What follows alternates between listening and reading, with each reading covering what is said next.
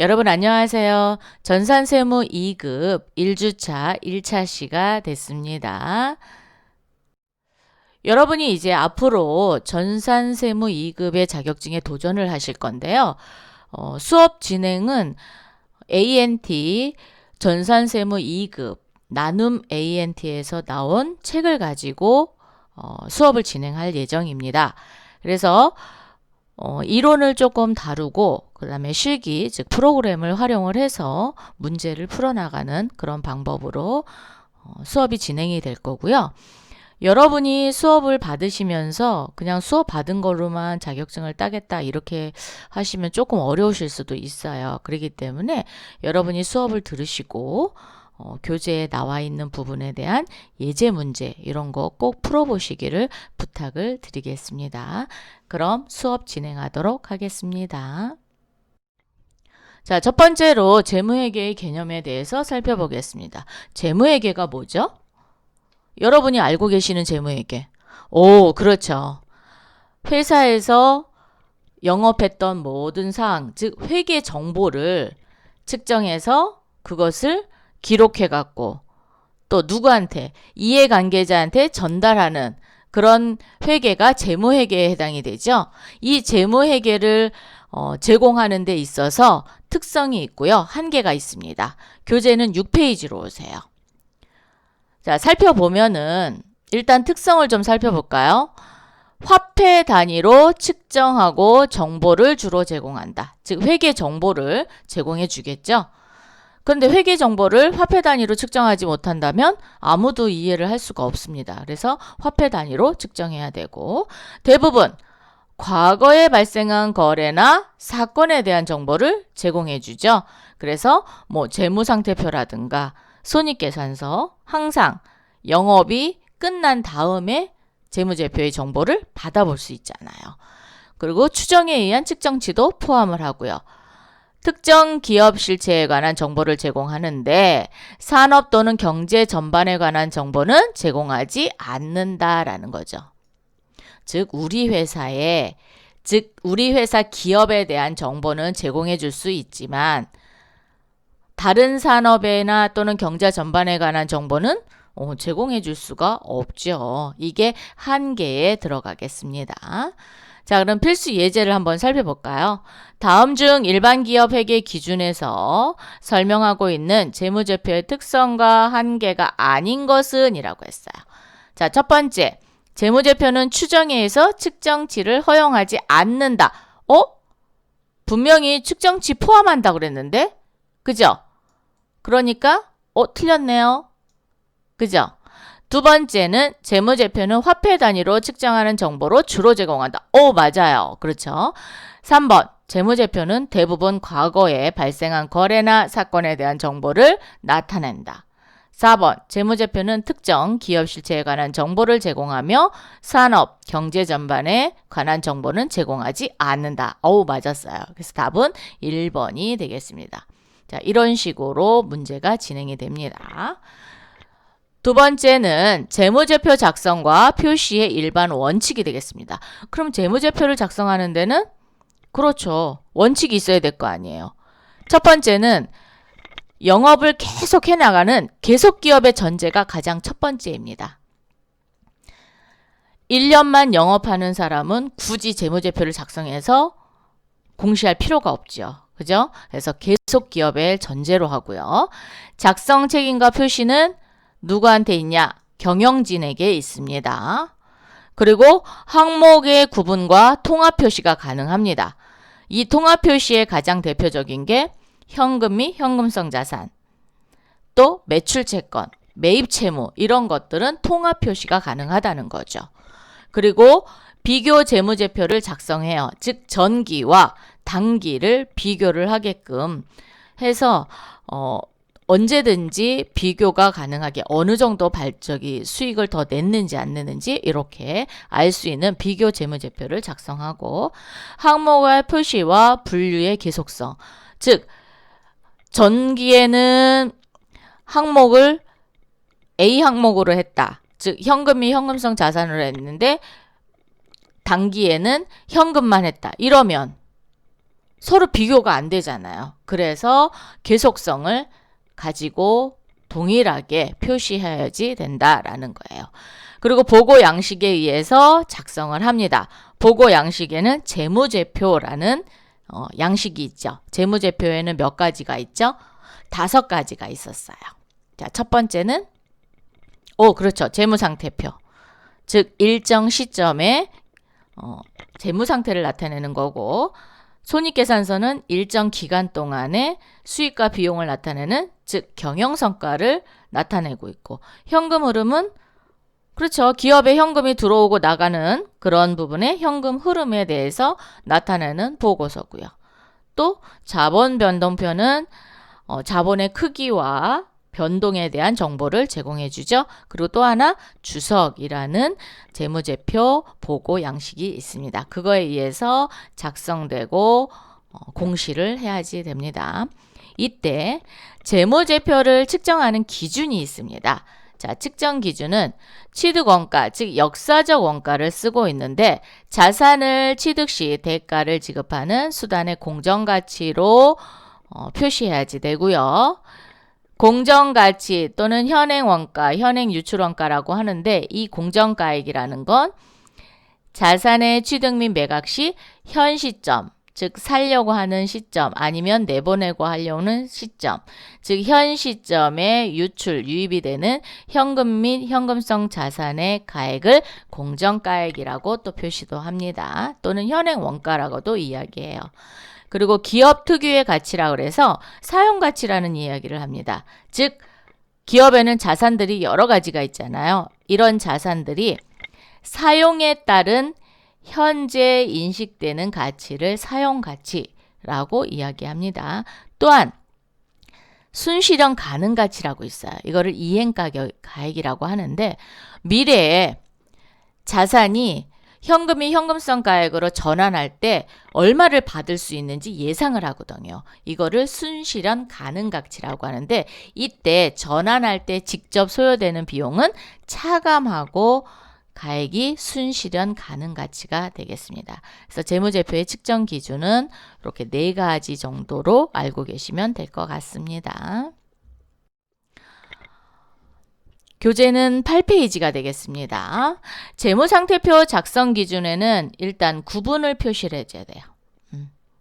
그리고 총액으로 표시해주고, 1년 기준으로 유동과 비유동으로 구분을 또 해줘야 되겠죠. 그리고 유동성 배열법이라는 건 현금화가 가장 빠르게 되는 부분부터 작성하라는 거예요.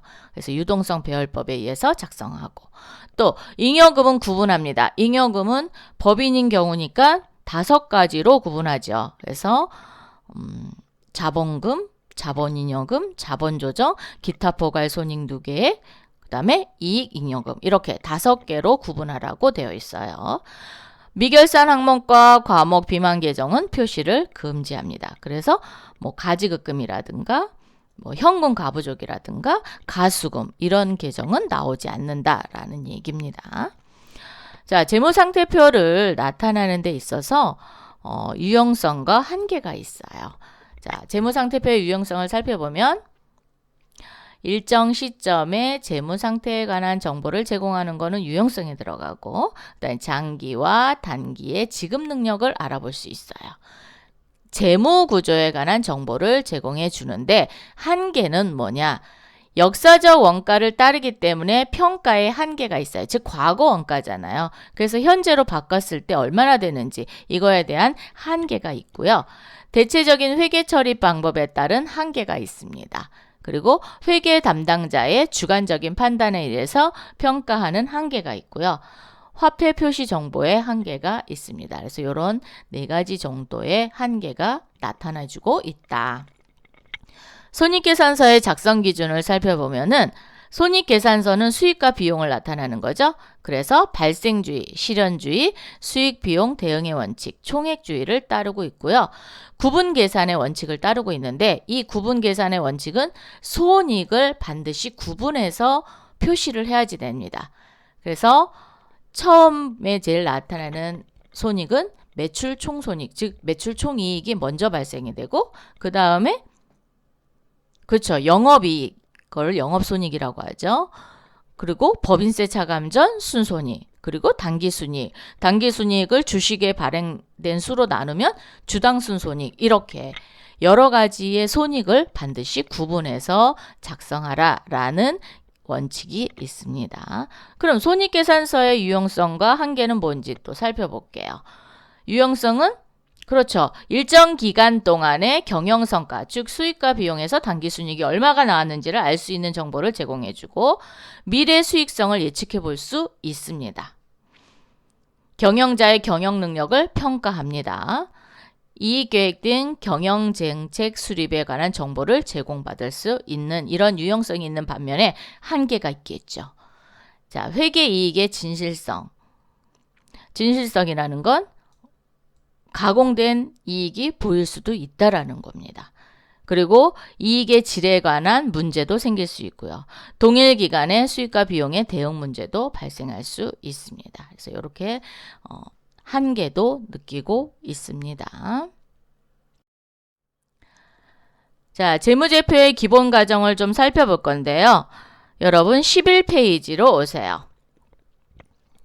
재무제표 기본 과정에는 그렇죠. 기업 실체, 즉 기업이 있어야지만 재무제표를 작성하잖아요. 그래서 기업 실체의 가정이 있고, 즉 경제적 실체라고 얘기들 하죠. 계속기업의 가정이 있고요. 기간별 보고의 가정이 있습니다. 자, 계속기업은 역사적 원가주의를 채택하고 있고요. 감가상각 회계 처리의 근거를 제공해주고 있고요. 그 다음에 자산 부채에 대한 뭐를요? 유동성 배열법에 의한 부분을 나타내주고 있습니다. 기간별로는 발생주의 회계를 채택하고 있고 수익 비용 대응의 원칙에 따라서 기간별로 보고의 과정을 가지고 있습니다. 자, 교재는 여러분의 12페이지와 14페이지까지를 이제 한꺼번에 설명해 드리도록 하겠습니다. 자, 회계 정보의 질적 특성에는 일단 재무보고의 목적이 뭐예요?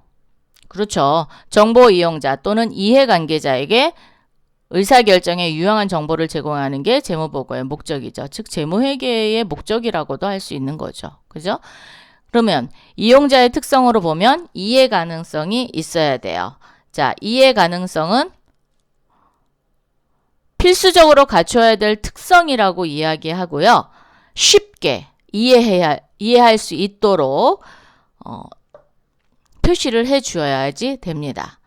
자, 이해 가능성이 이용자의 특성으로 또 나눠서 두 번째는 1차적과 2차적으로 나누는데 요거를 주요 질적 특성이라고 이야기하죠. 자, 1차적 질적 특성에는 목적 적합성과 신뢰성이 있습니다. 자, 목적 적합성에는 예측 가치와 피드백 가치, 적시성이 있죠. 신뢰성에는 그렇죠. 표현의 충실성, 검증 가능성, 중립성이 있습니다. 자, 그러면 예측 가치가 뭘까요? 예측 가치. 그렇죠. 미래 재무 상태와 경영 성과, 순현금흐름 등을 예측하는 데 필요한 정보를 이야기합니다. 그거를 활용할 수 있는 능력을 예측 가치라고 하고, 피드백 가치는 과거의 기대치와 예측치를 확인하거나 또는 수정함으로써 영향을 미칠 수 있는 정보의 능력을 얘기하는 거예요. 적시성은 정보의 가치가 상실하기 전에 누구한테? 이용하는 정보자한테 제공이 되어야 된다는 특성입니다. 그래서 목적 적합성에는 예측가치, 피드백가치, 적시성이 있다. 신뢰성에는 표현의 충실성. 자, 표현의 충실성은 측정치를 표현하고자 하는데 뭐예요? 왜곡됨이 없이 충실하게 표현이 돼야지 되고, 검증 가능성은 다수의 서로 다른 측정자가 동일하게 측정을 했을 때는 유사한 결론에 도달할 수 있다는 정보 특성이에요. 중립성은 미리 의도된 결과나 성과에 유도할 목적으로 재무제표를 표시함으로써 의사결정이나 판단에 영향이 미치지 않도록 하는 것을 이야기합니다. 그래서 중립성도 이렇게 있어요. 자, 이번에는 2차적 질적 특성인데 2차적 특성에는 비교 가능성이 있어요. 비교 가능성은 기업 간 비교할 수도 있고 기관별 비교도 가능하죠. 질적 특성의 균형에는 상충 관계가 있습니다. 자, 상충 관계는 조금 이따 또 한번 살펴보도록 할 거고요. 제약 조건에는 효익 비용 간의 균형이 있고요. 중요성이 있습니다. 자, 그러면 효익 비용 간의 관계는 그렇죠. 포괄적으로 제약하는 거에 있어서 특정 정보로부터 기대되는 효익이 소요되는 비용을 초과한다면 그것은 비용의 효익을 초과한다라고 해서 회계 정보를 제공하지 않는 것을 효익 비용 간의 관계를 나타내는 거예요. 중요성은 정보위원자가 판단을 달리하거나 또는 영향에 미치는 정도를 말하는 것입니다. 그래서 중요성이라는 것은 정보를 제공하는 금액의 상대적 비중, 즉 양적 기준과 정보의 성격, 질적 기준이겠죠. 그거에 의해서 결정되는 게 중요성이라고 이야기할 수 있습니다. 자, 질적 특성 간의 상충 관계를 살펴볼 거예요. 교재는 13페이지에 있습니다. 회계 정보의 특성은 서로 상충될 수가 있어요. 그죠? 자, 유형 자산을 한번 좀 보고 한번 볼까요? 자, 자산의 평가 방법에 공정가치법과 원가법이 있는 거예요. 그랬을 경우 유형 자산을 한번 살펴보면 그렇죠. 유형 자산의 원가법이라는 것은 역사적 원가를 썼을 때 검증 가능성은 높으나 뭐예요? 검증 가능성은 높아져요. 그렇지만 공정가치법을 따르고 있는 목적 적합성에 의해서는 저하가 되겠죠. 왜? 지금 현재 시세와 역사적 원가가 서로 차이가 날 수 있잖아요. 이런 거를 상충 관계라고 하는 겁니다. 그래서 자산의 평가 방법은 목적 적합성은 공정가치법을 추구하고 있는 반면에 신뢰성은 원가법을 쓰고 있고, 그 다음에 수익의 인식 방법에는 목적 적합성은 진행 기준으로 하고 있고 신뢰성은 완성 기준으로 보기 때문에 아무래도 진행 기준이라면 금액이 계속 변할 거 아니에요. 그죠? 근데 완성 기준은 이미 금액이 확정됐잖아요. 그러면 확정됐을 때가 신뢰성이 더 높잖아요. 그래서 그런 차이를 상충관계라고 이야기합니다. 자, 손익의 인식 방법에도 목적 적합성은 발생주의, 신뢰성은 현금주의를 따르고 있고요. 재무제표는 목적 적합성은 중간중간에 나타나는 중간재무제표고 신뢰성은 결산재무제표가 되겠습니다. 그럼 예제를 통해서 한번 알아볼까요? 교재는 14페이지입니다. 다음 중 회계 정보가 갖추어야 할 질적 특성에 대한 설명으로 틀린 것은 1번 예측 가치란 정보 이용자가 기업 실체의 미래, 재무상태, 경영성과 순현금 흐름 등 예측하는데 그 정보가 활용될 수 있는 능력을 의미한다. 맞죠? 두 번째, 피드백 가치란 제공되는 회계 정보가 기업 실체의 재무상태, 경영성과 순현금 흐름 등에 대한 정보 이용자가 당초 기대치를 확인 또는 수정하게 함으로써 의사결정에 미칠 수 있는 능력을 말한다. 네, 맞습니다.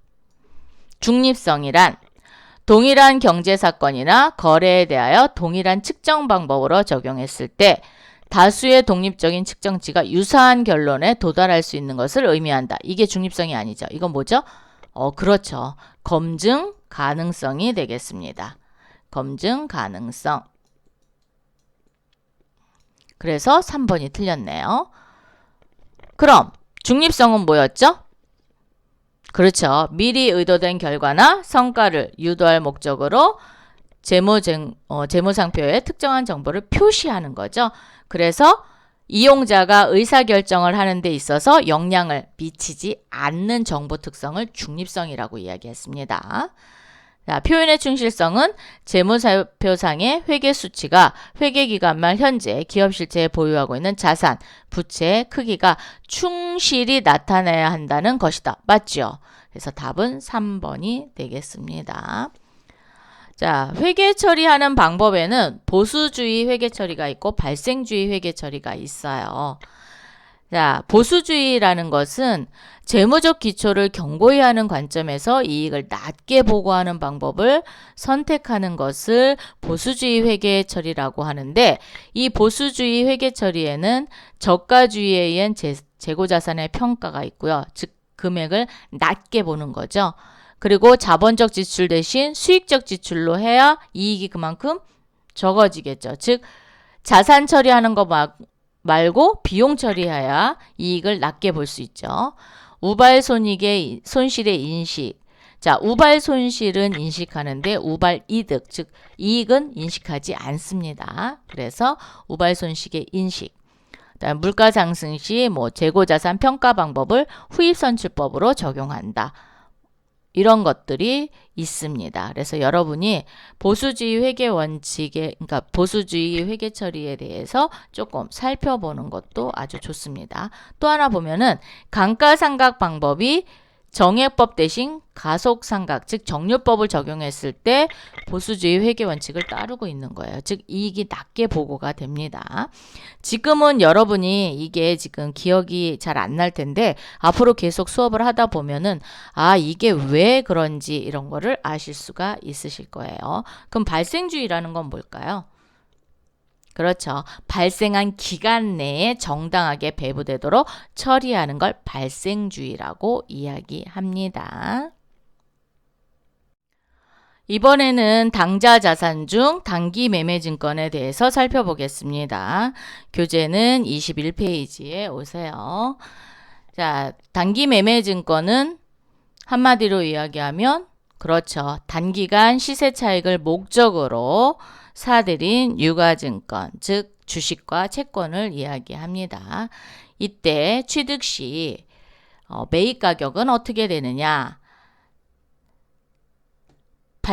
취득 시 발생한 부대비용, 즉 증권거래세 등은 별도의 비용으로 처리하는데 이때 비용이 영업외 비용으로 됩니다. 그래서 수수료 비용이라는 계정을 쓸 거예요. 즉 단기 매매 증권을 100원 주고 샀다. 그런데 수수료는 10원이 들었다. 이랬을 경우에 단기 매매 증권 100원, 수수료 비용 10원. 그러면 현금이 110원이 되겠죠. 그죠? 자, 이렇게 샀던 단기 매매 증권을 보유하고 있었어요. 보유하고 있으면 그러면 뭘 받아요? 배당금이라는 걸 받습니다. 또는 이자를 받아요. 자, 배당금을 받을 때는 현금 배당금을 수령한 경우는 배당금 수익이라는 계정으로 쓰는데 주식으로 받을 수도 있어요. 그죠? 자, 주식으로 받을 경우에는 회계 처리하지 않고 주식의 수량과 단가를 새로이 계산합니다. 그런데 주식이 아닌 이번에는 채권을 보유하고 있다. 그럼 이자 받아야죠. 그래서 이자 수익이라는 계정으로 정리하는 거예요. 이렇게 보유하고 있던 단기 매매 증권 아니면 유가 증권을 뭐를 하냐면 기말 12월 31일 즉 결산일을 도래했을 경우에는 평가를 합니다.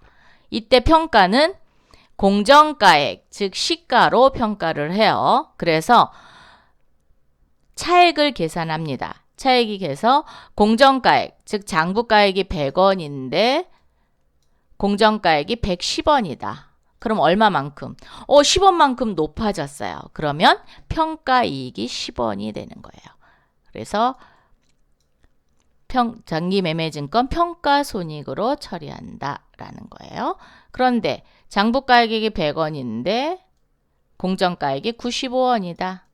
자, 그러면 5원만큼 손해를 봤네요. 그럴 때는 단기 매매증권 평가손실이 5원, 단기 매매증권 5원 줄여주면 됩니다. 그럼 장부가액이 100원에서 5원이 줄었죠. 그래서 95원으로 되는 겁니다. 이렇게 평가를 받았던 매매증권을 이번에는 뭐예요? 처분을 하는 겁니다. 자, 처분을 했을 때는 반드시 처분가액과 장부가액을 비교를 해요. 그 차액을 단기 매매증권 처분 손익으로 처리를 합니다. 그래서 이때 여러분이 밑줄을 적어 놓으셔야 될 게 처분 시 매각 수수료는 처분이익에서 차감하거나 처분손실에 가산을 해야지 됩니다. 요거에 반드시 밑줄을 좀 그어놓으세요. 자, 그러면 장부가액이 100원인데 처분가격이 110원이다. 그러면 10원만큼 이익 붙겠죠? 그럼 처분가격 내가 110원 받죠? 그리고 단기매매증권 장부가액은 100원이니까 처분이익이 10원 이렇게 되는 거네요. 그죠? 네. 그런데 이번에는 장부가격이 100원인데 처분가격이 80원이다. 와, 손에 되게 많이 받네요. 그죠? 자, 그럼 80원 받았습니다.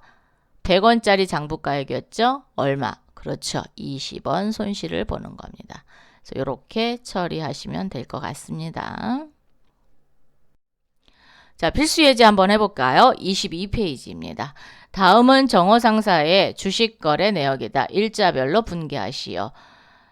자, 처음에 1월 10날 100주 주당 1,000원 취득한 중개수수료 5,000원과 함께 현금으로 지급하였다. 자, 샀습니다. 그죠? 자, 샀을 때 중개수수료는 별도 비용으로 처리한다 그랬죠? 그래서 단기매매증권 10만원, 수수료 비용 5,000원, 그리고 현금 10만 5천원 주고 샀습니다. 이렇게 사고 있던 게 결산이 도래했죠. 공정가치 얼마? 1,000원짜리가 1,200원이 됐습니다. 그럼 얼마만큼? 200원만큼 올랐습니다.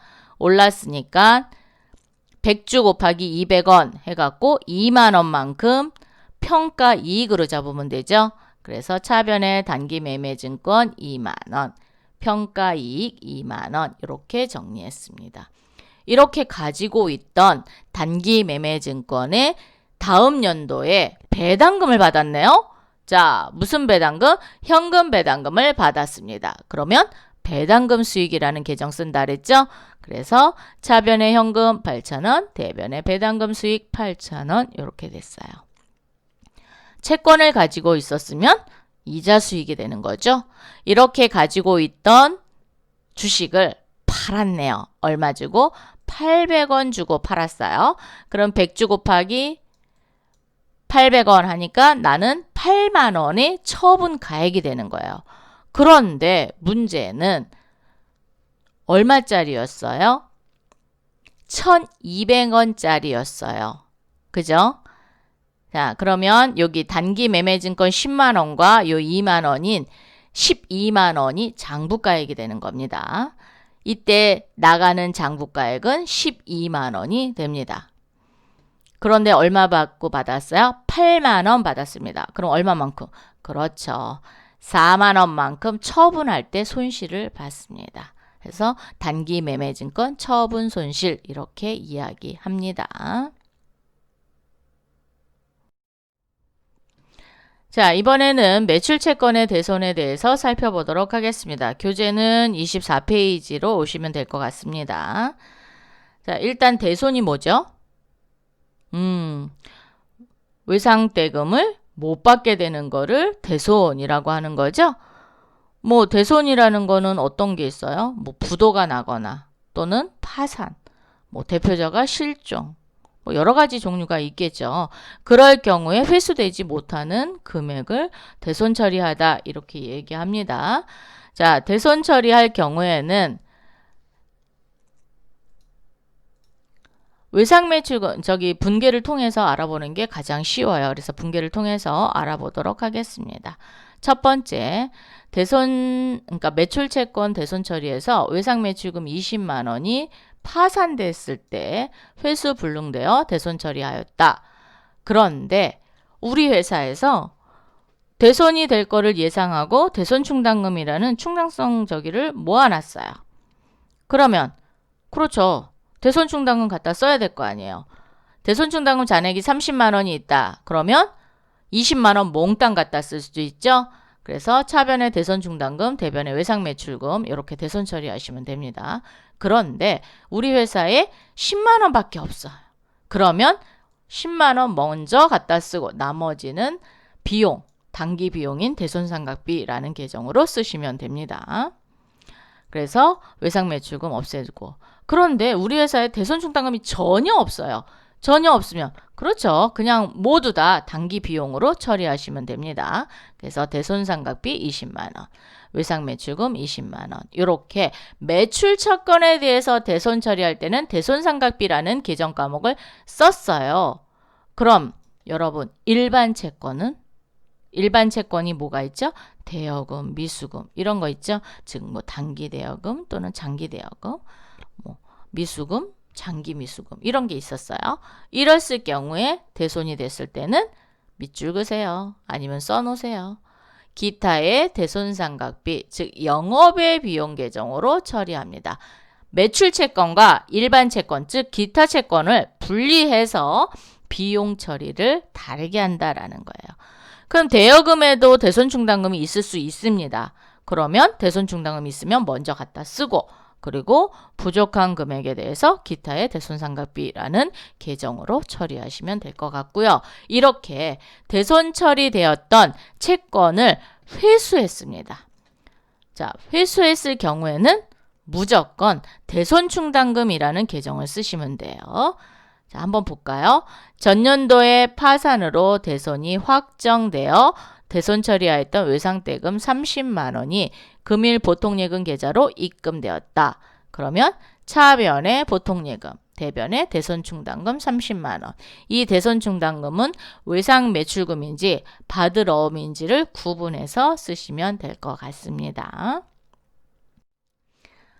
결산이 됐어요. 결산이 됐으면 또 그렇죠. 앞으로 또 대손이 처리될 가능성이 있기 때문에 대손 예상액을 계산해야 되잖아요. 이거를 대손충당금 설정한다라고 얘기하고 지금 현재 보충법에 의해서 많이들 쓰고 있으니까 보충법에 대한 설명만 하도록 하겠습니다. 자, 대손 예상액을 설정하는데 즉 대손충당금 설정하는 거는 결산일 채권 잔액입니다. 그리고 설정률, 보충법이니까 그렇죠. 채우는 거잖아요. 자, 여기서부터 여기까지 이렇게 대손충당금이 있어요. 잔액이 있어요. 그러면 나는 여기까지 채울 거니까 얘를 뺀 요 부분만 설정하면 되겠죠? 그죠? 자, 이렇게 되는 거를 보충법이라고 이야기합니다. 자, 그럼 예제를 한번 볼게요. 당사는 기말 매출채권 잔액 2천만 원의 1%를 보충법에 의해 대손충당금을 설정하였다. 라고 이야기했습니다. 그래서 설정액을 살펴보니까 20만 원인 거예요. 그런데 우리 회사에 대손충당금 잔액이 빵원 아무것도 없을 경우에는 전액 설정을 하는 거예요. 그래서 차변의 대손상각비, 대변의 대손충당금 이렇게 설정하시는데 이번에는 대손충당금 잔액이 10만 원이 있습니다. 그러면 그렇죠. 차액만 추가 설정하시면 돼요. 즉 예상하기 많고 대손충당금 잔액이 부족한 거죠. 그래서 차액만큼만 설정해요. 그래서 20에서 10만 원을 빼니까 10만 원만 설정하시면 됩니다. 자, 그래서 차변의 대손상각비, 대변의 대손충당금. 그런데 우리 회사에 야 25만 원만큼 있어요. 오와 넘었어요. 넘쳐났어요. 넘쳐났으면 그렇죠. 넘친 부분에 대해서만 환입을 합니다. 그래서 초과되는 잔액만큼 환입을 한다. 이때 차변의 대손충당금 5만 원, 대손충당금 환입 5만 원인데 이 환입은 영업의 수익이 아니라 어디라고요? 판매관리비의 마이너스로 표시가 됩니다. 원래 재무제표에는 마이너스가 표시가 잘 안 돼요. 그런데 얘는 돼요. 그래서 마이너스 또는 세모라고 합니다.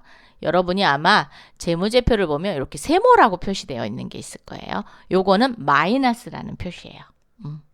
그래서 이렇게 표시되는데 판매비와 관리비에 속한다라는 거예요. 그래서 요거를 좀 잘 기억해 두시면 좋을 것 같습니다.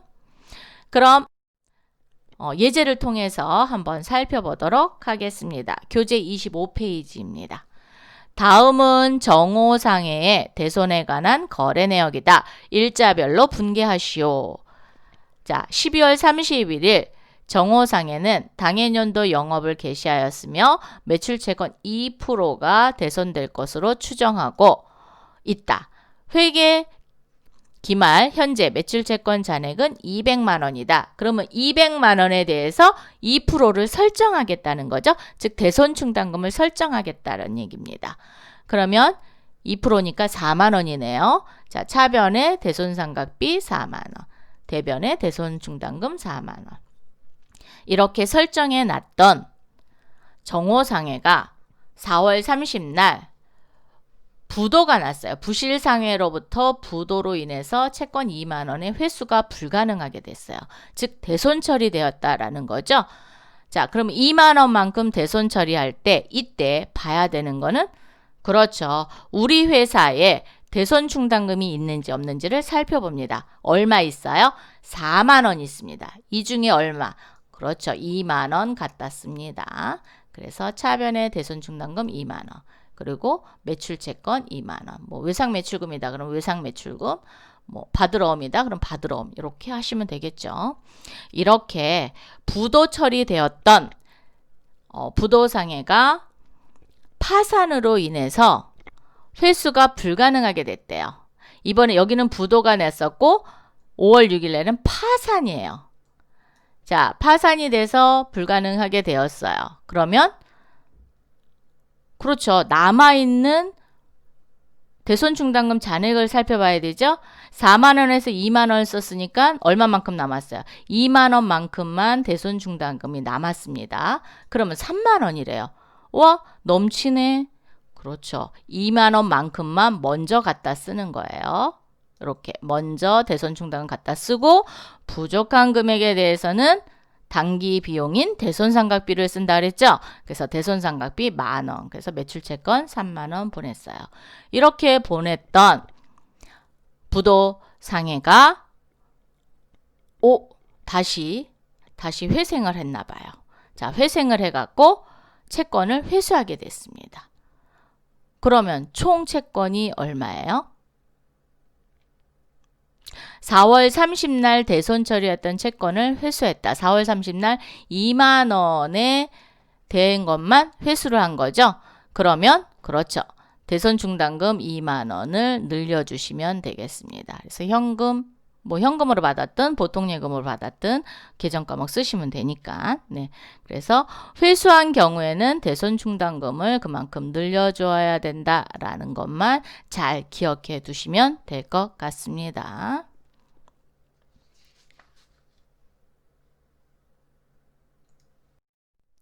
교재 27페이지 분기 연습을 좀 해보도록 하겠습니다. 자, 8번. 단기 매매 증권인 주식회사 세종실업의 주식 500주를 주당 13,000원에 매각하고, 그쵸? 그럼 요게 매각대금이죠? 매각수수료 25만 원을 제외한 매각대금은 우리은행 보통예금으로 송금받다. 요 매각수수료는 요 처분금액에서 빼주면 됩니다. 자, 왜냐하면 단기 매매증권 처분 이익이 있으면 거기서 빼거나 또는 단기 매매증권 처분 손실이 있으면 거기다 더하는 거예요. 그래서 일단 처분 금액을 계산하실 때 그때 한번 보고요. 주식회사 세종실업 주식에 대한 거래 현황은 다음과 같은 자료 이외에는 없다고 가정하며 단가 상정은 이동평균법에 의한다 라고 했어요. 자, 이동평균법이라는 건 매입하면 매입할수록 단가가 그때 그렇죠. 수정되는 거를 이동평균법이죠. 그러면 1월 7일 날 300주를 13,200원에 주고 사서 396만 원이 있고요. 1월 26일 날 400주를 추가로 매입했네요. 12,500원에. 그래서 500만 원입니다. 그러면 396만 원과 500만 원을 더해서 700주로 나누면 단가가 나오겠죠? 자, 그러면 그게 장부가액이 되겠습니다. 자, 그럼 한번 살펴볼게요. 처분을 500주 곱하기 13,000원 했으니까 그럼 얼마인가요? 650만 원이죠? 자, 650만 원에서 매각 수수료 25만 원을 빼고 받았어요. 그럼 내가 받을 금액은 625만 원을 통장에 넣었습니다. 그런데 단기 매매증권의 그렇죠. 장부가액은 얼마이냐라고 살펴보니까 396만 원에 500만 원을 더해서 내가 몇 주를 팔았어요? 500주만 팔았습니다. 그럼 500주 단가는 그렇죠. 700주로 나눠서 계산했을 때 640만 원이 장부가액이 되는 거예요. 그럼 640만 원만큼만 기록을 해주고 그리고 640에서 625만 원을 빼니까 손실은 150만 원이 되는 겁니다. 자, 이렇게 문제를 풀어볼 수 있습니다. 자, 이렇게 해서 재무회계 개념 해봤고요. 그 다음에 당좌 자산인 단기 매매증권과 매출채권에 대한 이야기를 해봤습니다. 조금 쉬었다가 또 이어서 하도록 하겠습니다. 수고하셨습니다.